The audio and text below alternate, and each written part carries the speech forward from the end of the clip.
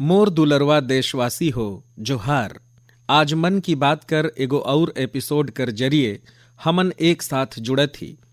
ए 2022 कर पहला मन की बात है। आज हमन फिर ऐसन चर्चा मन ला आगे बढ़ाब जो कि हमर देश और देशवासी मन कर सकारात्मक प्रेरणा मन से और सामूहिक प्रयास से जुड़ल रहल। आज हमन कर पूज्य बापूजी महात्मा गांधी जी कर पुण्यतिथि भी है। 30 जनवरी कर ए दिन हमन ला बापूजी कर शिक्षा मन के सुरता दिलायल। अजे थोड़े दिन पहले हमन गणतंत्र दिवस भी मनायन। दिल्ली में राजपथ पर हमन अपन देश कर शौर्य सामर्थ्य कर जो झांकी देखेन ओ हरे जम झेला गर्व और उत्साह से भर दहिस है। एक ठन परिवर्तन जो रौरे मन देखे हो, अब गणतंत्र दिवस समारोह 23 जनवरी मने की नेताजी सुभाष चंद्र बोस कर जन्म जयंती से शुरू हुई और 30 जनवरी यानी कि गांधी जी कर पुण्यतिथि तक चल ही। इंडिया गेट पर नेताजी कर डिजिटल मूर्ति भी स्थापित करल गईस है। ये बात कर जे तरह से देश हरे स्वागत करिस है, देश कर हर कोना से आनंद कर जो लहर उठिस है, हर देशवासी हरे जे प्रकार कर भावना ला प्रकट करिन है वोला हमन कभो नहीं भूल सकत ही। संगी हो, आजादी कर अमृत महोत्सव में देश हरे ए तरह कर प्रयास कर माध्यम से अपन राष्ट्रीय प्रतीक मन ला फिर से प्रतिष्ठित करत है। हमन देखें कि इंडिया गेट कर लिखे अमर जवान ज्योति और पासेच में नेशनल वॉर मेमोरियल पर जरे वाला ज्योति ला एक कर देहल गईस। ए भावुक अवसर पर कितना न कितना देशवासी और शहीद परिवार मनकर आंख में आंसू रहिस। नेशनल वॉर मेमोरियल में आजादी कर बाद से शहीद होवल जम्मो जांबाज मनकर नाम अंकित करल गईस है। मोके सेना कर कुछ पूर्व जवान मन पत्र लिख के कहिन की शहीद मन कर स्मृति कर सामने जो अमर जवान ज्योति जरत है वो शहीद मन कर अमरता कर प्रतीका है। सच में अमर जवान ज्योति कर तरह ही हमर शहीद उनकर प्रेरणा और उनकर योगदान भी अमर है। मैं रौरे जमझे से कहूं कि जब भी अवसर मिले रौरे नेशनल वॉर मेमोरियल जरूर जाई और अपन परिवार और बच्चा मन ला भी जरूर ले जाई। यहाँ रौरे मन ला एगो अलग ऊर्जा और प्रेरणा कर अनुभव होही। संगी हो, अमृत महोत्सव कर ए आयोजन मन के बीच में देश में कईयन ठन महत्वपूर्ण राष्ट्रीय पुरस्कार भी देहल गईस। एक है प्रधानमंत्री राष्ट्रीय बाल पुरस्कार। ए पुरस्कार ओ बच्चा मन ला मिलेल जे हरे छोटे अकन उम्र में ही साहसिक और प्रेरणादायी काम करिन है। हमन जम झेला अपन घर में ए बच्चा मन कर बारे में जरूर बताना चाहिए। एकर से हमर नोनी बाबू मन ला भी प्रेरणा मिलही और उमन कर भीतरे देश कर नाम रोशन करे कर उत्साह जगही। देश में अभी पद्म सम्मान कर भी घोषणा हुईस है। पद्म पुरस्कार पाए वाला मन में कई ठन नाम ऐसन भी है जिनकर बारे में बहुत कम लोग जानते हैं। ये हमर देश कर अनसंग हीरो हैं जे हरे साधारण परिस्थिति में रहकर भी असाधारण काम करिन हैं। जैसे कि उत्तराखंड कर बसंती देवी जी ला पद्मश्री से सम्मानित करल गईस है। बसंती देवी जी अपन पूरा जीवन संघर्ष कर बीच में बिताइन है। कम उम्र में ही उनकर आदमी कर निधन होए गए रहिस और ओ एगो आश्रम में रहे लगिन। यहाँ रह के वो नदी ला बचाए बर संघर्ष करिन और पर्यावरण बर असाधारण योगदान देहिन। ए हरे महिला मनकर सशक्तिकरण बर भी ढेरच काम करिन है। यही तरह से मणिपुर कर 77 साल कर लौरेम्बम बिनो देवी 10 साल से मणिपुर कर लाइबा टेक्सटाइल आर्ट कर संरक्षण करत हैं। इनके भी पद्मश्री से सम्मानित करल गईस है। मध्य प्रदेश कर अर्जुन सिंह ला बैगा आदिवासी नृत्य कर कला ला पहचान दिलाए बर पद्म सम्मान मिलिस है। पद्म सम्मान पाए वाला एगो और व्यक्ति हैं श्रीमान अमाई महालिंगा नाइक। ये किसान हैं और कर्नाटक कर हैं। इनके कुछ लोग टनल मैन भी कहते हैं। ए हरे खेती में ऐसन ऐसन नवाचार करिन हैं जेके देख के कोइयो हरे हैरान रह जाहिं। इनकर प्रयास कर बहुत बड़ा लाभ छोटे किसान मन ला होवत है। ऐसन और भी कईयन ठन अनसंग हीरो हैं जे मन ला देश हरे उनकर योगदान बर सम्मानित करिस है। रौरे जरूर एमन कर बारे में जाने कर कोशिश करी। एकर से हमन ला जीवन में बहुत कुछ सीखे बर मिलही। मोर दुलरुआ देशवासी हो, अमृत महोत्सव पर रौरे सब साथी मोके ढेरे चकन पत्र और मैसेज भेजत ही, कई ठे सुझाव भी दे थी। एहिच में कुछ ऐसन होई से जो कि मोर बर ऐसन है कि जेला में भुलाए नहीं सकत हूं। मोके 1 करोड़ से भी ज्यादा नोनी बाबू हरे अपन मन की बात पोस्टकार्ड कर जरिए लिख के भेजिन है। 1 करोड़ पोस्टकार्ड देश कर अलग अलग हिस्सा से आइन है, विदेश से भी आइन है। समय निकाल के एकर में से कई ठन पोस्टकार्ड ला में पढ़े कर प्रयास करे हों। ए पोस्टकार्ड मन में, कार्ड मन में ए बात कर दर्शन होवत है कि देश कर भविष्य बर हमर नया पीढ़ी कर सोच कितना व्यापक और कितना बड़ा है। मैं मन की बात कर सुनवैया मन बर कुछ पोस्ट कार्ड छाटे हों, जेके मैं रौरे मन सघे बांटना चाहत हूं। जैसे ए हरे असम कर गुवाहाटी से रिद्धिमा स्वर्गियारी कर पोस्ट कार्ड है। रिद्धिमा कक्षा 7वीं कर छात्रा हैं और ओ हरे लिखिन है कि ओ आजादी कर 100वां साल में एगो ऐसन भारत देखना चाहत हैं जो दुनिया कर सबसे स्वच्छ देश हो, आतंकवाद से पूरा तरह से मुक्त हो, 100% साक्षर देश मन में शामिल हो, 0 एक्सीडेंट कंट्री हो और सस्टेनेबल तकनीक से खाद्य सुरक्षा में सक्षम हो। रिद्धिमा, हमर बेटी मन जो सोचते, जो सपना देश भर देखते, वो तो पूरा होबेच करते। जब जम झेकर प्रयास जुड़ जाही, राउर मनकर युवा पीढ़ी एला लक्ष्य बनाए के काम करही, तो रौरे भारत ला जैसन बनाना चाहत ही ओइसन जरूर होही। एगो पोस्ट कार्ड मोके उत्तर प्रदेश कर प्रयागराज कर नव्या वर्मा कर भी मिलिस है। नव्या हरे लिखिन है कि उनकर सपना 2047 में ऐसन भारत कर है जहां जम झेला सम्मानपूर्ण जीवन मिले, जहां किसान समृद्ध हो और जहां भ्रष्टाचार न हो। नव्या, देश भर राउर सपना बहुत सराहनीय है। ए दिशा में हमर देश हरे तेजी से आगे भी बढ़त है। रौरे भ्रष्टाचार मुक्त भारत कर बात करें, भ्रष्टाचार तो दीमक कर तरह से देश ला खोखला कर देहल। ओकर से मुक्ति बर 2047 कर इंतजार काबर? ए काम हमन जम देशवासी मन ला, आज कर युवा पीढ़ी मन ला मिल के करना है, जल्दी करना है। और एकर बर बहुत जरूरी है कि हमन अपन कर्तव्य मन ला प्राथमिकता देई। जहां कर्तव्य निभाए कर एहसास होयल, कर्तव्य सर्वोपरि होयल, उहां भ्रष्टाचार तो फटक भी नहीं सकत है। संगी हो, एगो और पोस्ट कार्ड मोर सामने है, चेन्नई से मोहम्मद इब्राहिम कर। इब्राहिम 2047 में भारत ला रक्षा कर क्षेत्र में एगो बड़ा ताकत के रूप में देखना चाहत हैं। वो चाहत हैं कि चंद्रमा पर भारत कर अपन रिसर्च बेस हो और मंगल पर भारत मानव आबादी ला बसाए कर काम शुरू करे। साथे साथ इब्राहिम पृथ्वी ला भी प्रदूषण से मुक्त करे में भारत कर भूमिका देखत हैं।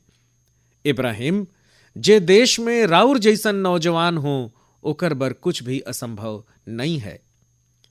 संगी हो, मोर सामने एगो और पत्र है, मध्य प्रदेश कर रायसेन से सरस्वती विद्या मंदिर में पढ़े वाली कक्षा 10वीं कर छात्रा भावना कर। सबसे पहले तो मैं भावना से कहूं कि रौरे जे तरह से अपन पोस्ट कार्ड ला तिरंगा से सजाए ही, वो मोके ढेरेच बढ़िया लागिस। भावना हरे क्रांतिकारी शिरीष कुमार कर बारे में लिखिन है। संगी हो, मोके गोवा से लॉरेंशियो परेरा कर पोस्ट कार्ड भी मिलिस है। एक कक्षा 12वीं कर छात्र हैं। इनकर पत्र कर विषय भी आजादी कर अनसंग हीरो ही हैं। मैं एकर हिंदी भावार्थ रौरे मन ला बतात हूं। ए लिखिन है, भीकाजी कामा भारतीय स्वतंत्रता संग्राम में शामिल होवल सबसे बहादुर महिला मन में से एक रहिन। वो हरे बेटी मन ला सशक्त करे बर देश विदेश में ढेरे चकन अभियान चलाइन, ढेरे चकन प्रदर्शनी लगाइन। निश्चित तौर पर भीकाजी कामा स्वाधीनता आंदोलन कर सबसे जांबाज महिला मन में से एक रहिन। 1907 में वो हरे जर्मनी में तिरंगा फहराए रहिन। ए तिरंगा ला डिजाइन करे में जे आदमी हरे उनकर साथ दे रहिन, वो रहिन श्री श्याम जी कृष्ण वर्मा। श्री श्याम जी कृष्ण वर्मा जी कर निधन 1630 में जेनेवा में होए रहिस। उनकर अंतिम इच्छा रहिस कि भारत कर आजादी कर बाद उनकर अस्थि मन ला भारत ले आल जाए। वैसे तो 1947 में आजादी कर दूसरेच दिन उनकर अस्थि मन ला भारत वापस लाना चाहत रहीस, लेकिन ए काम नहीं होइस। शायद परमात्मा कर इच्छा हुई कि ए काम ला मैं करो, और ए काम कर सौभाग्य भी मोहिचला भेटाइस। जब मैं गुजरात कर मुख्यमंत्री रहन तब 2003 में उनकर अस्थि मन ला भारत लाल गए रहीस। श्यामजी कृष्ण वर्मा कर याद में उनकर जन्म स्थान कच्छ कर मांडवी में एगो स्मारक कर निर्माण भी होइस है। संगी हो, भारत कर आजादी कर अमृत महोत्सव कर उत्साह खाली हमरेच देश में नहीं है। मोके भारत कर मित्र देश क्रोएशिया से भी 75 गो पोस्ट कार्ड भेटाइस है।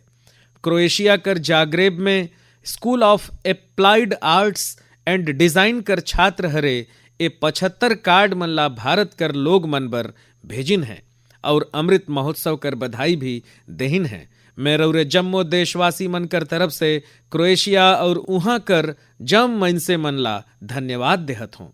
मोर दुलरुआ देशवासी हो, भारत शिक्षा और ज्ञान कर तपोभूमि रहीस है। हमन शिक्षा ला किताबी ज्ञान तक ही सीमित नहीं रखे ही, बल्कि एला जीवन कर एगो समग्र अनुभव कर तौर पर देखे ही। हमर देश कर महान विभूति मन कर भी शिक्षा से गहरा नाता रहीस है। पंडित मदन मोहन मालवीय जी हरे जहां बनारस हिंदू विश्वविद्यालय कर स्थापना करे रहिन, उन्हें महात्मा गांधी हरे गुजरात विद्यापीठ कर निर्माण में अहम भूमिका निभाए रहिन। गुजरात कर आणंद में एगो बहुत प्यारा जगह है वल्लभ विद्यानगर।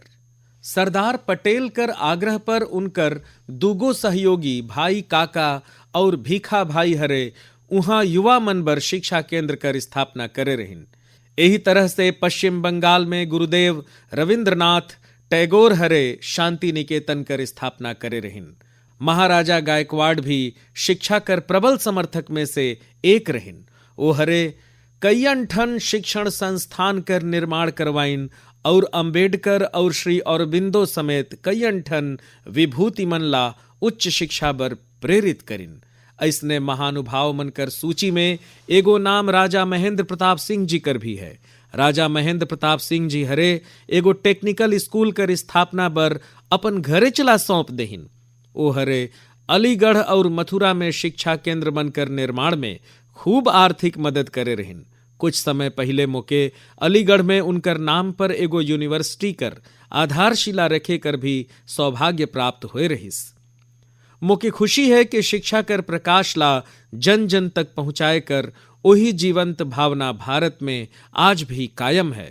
कारौरे जानत ही कि ए भावना कर सबसे सुंदर बात का है। ए भावना कर सुंदर बात ए है कि शिक्षा ला लेके ए जागरूकता हर स्तर पर दिखत है। तमिलनाडु कर त्रिपुर जिला कर उदुमलपेट ब्लॉक में रहे वाली तायम्मल जी कर उदाहरण तो बहुत ही प्रेरणादायी है।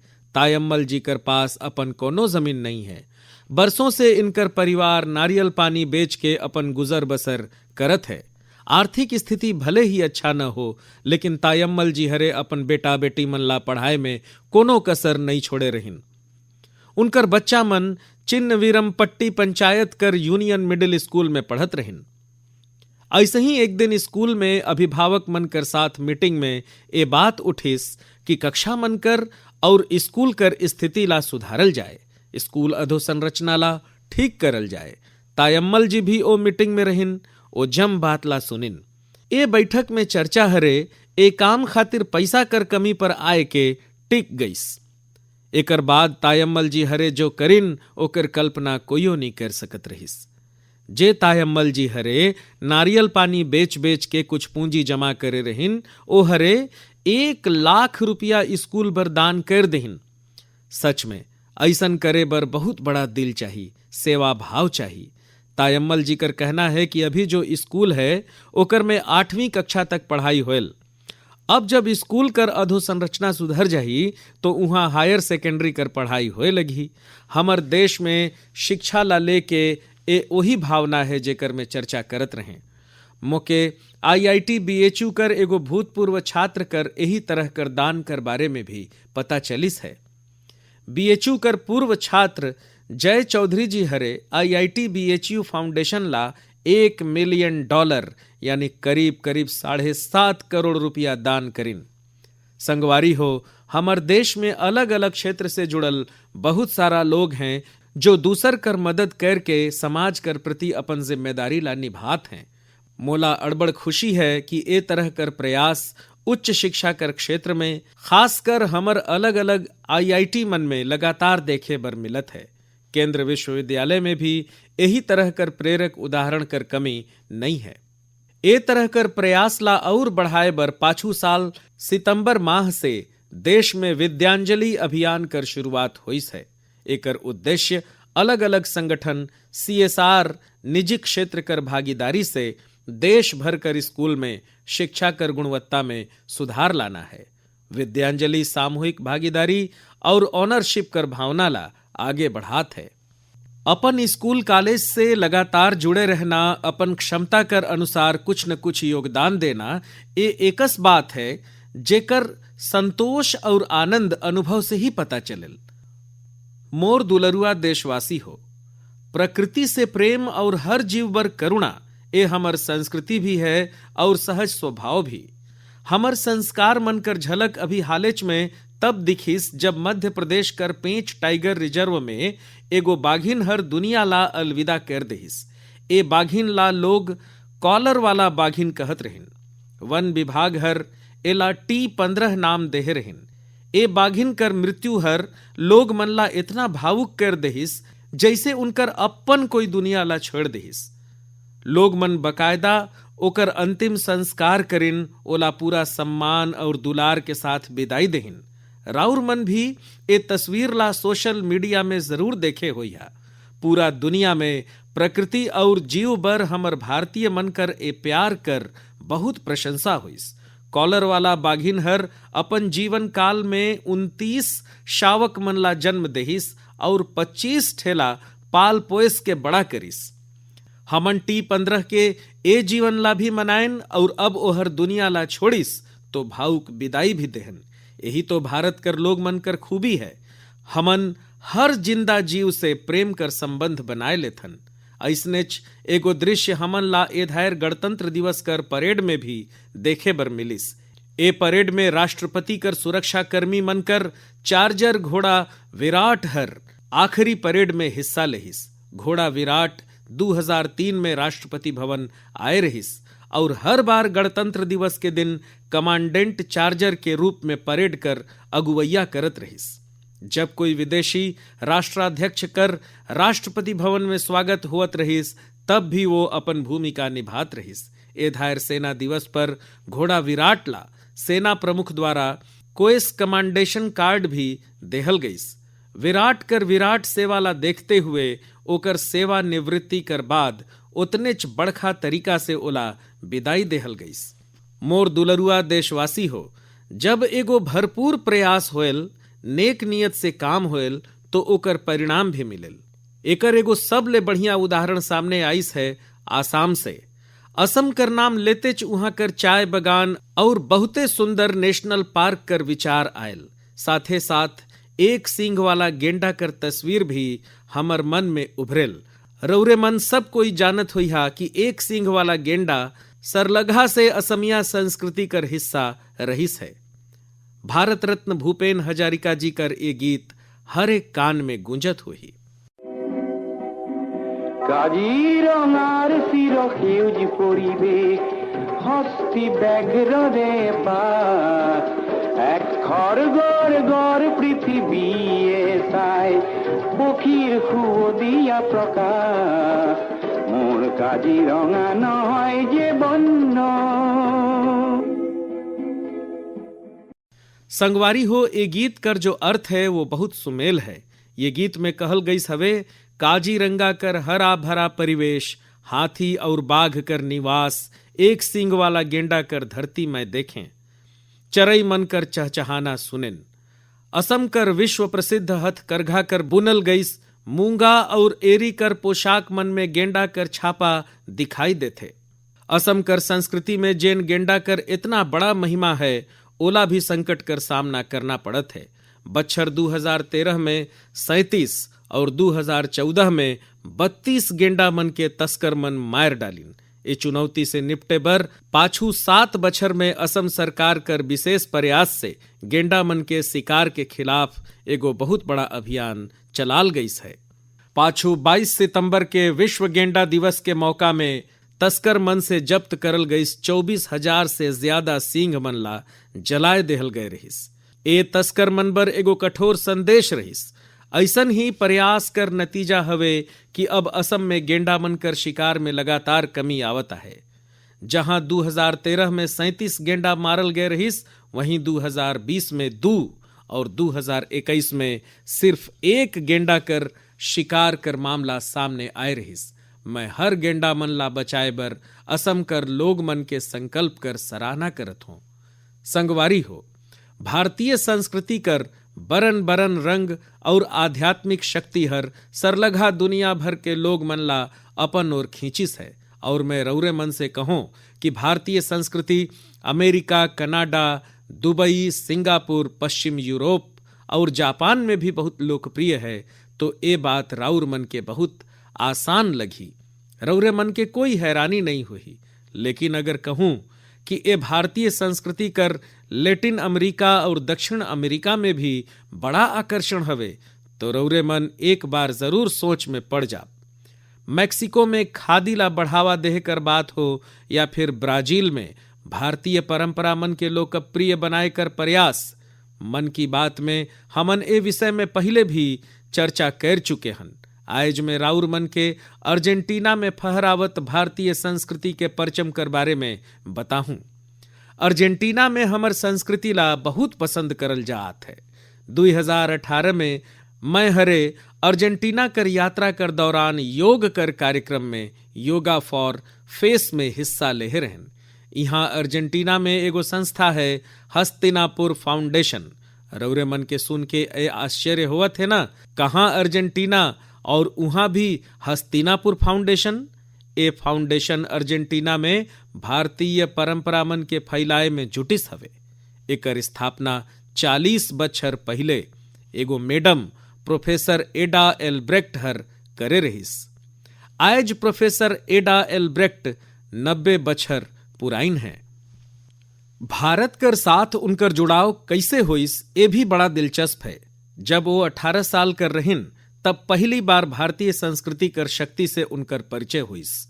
वो भारत में ढेरे दिन समय ला बिताइन, भगवत गीता और उपनिषद मन कर बारे में गहराई से जानिन। आज हस्तिनापुर फाउंडेशन कर 40,000 से बगरा सदस्य आहें और अर्जेंटीना और लैटिन अमेरिका में एकर करीब करीब 30 ठन शाखा है। हस्तिनापुर फाउंडेशन हरे स्पेनिश भाषा में 100 से बगरा वैदिक और दार्शनिक ग्रंथ भी प्रकाशित करिन है। इनकर आश्रम भी ढेरेच मन लाभ मोहिसा है।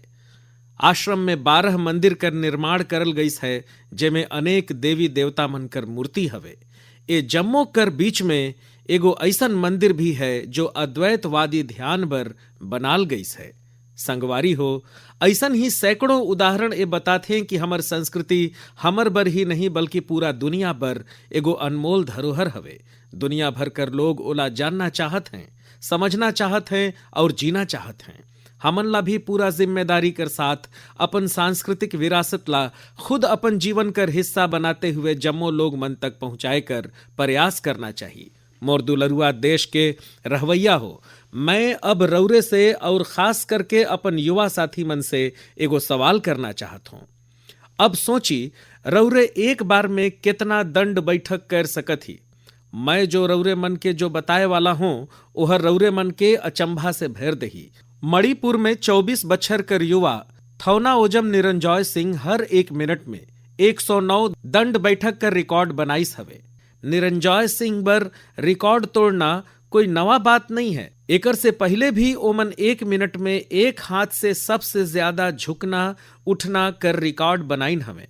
मोला पूरा विश्वास हवे निरंजॉय सिंह हरे से रौरे प्रेरित होब और शारीरिक स्वास्थ्य ला अपन जीवन कर हिस्सा बनाब। संगवारी हो, आज में रौरे मन कर साथ लद्दाख कर एगो ऐसन जानकारी साझा करना चाहत हूं जेकर बारे में जान के रौरे मन के जरूर गर्व होही।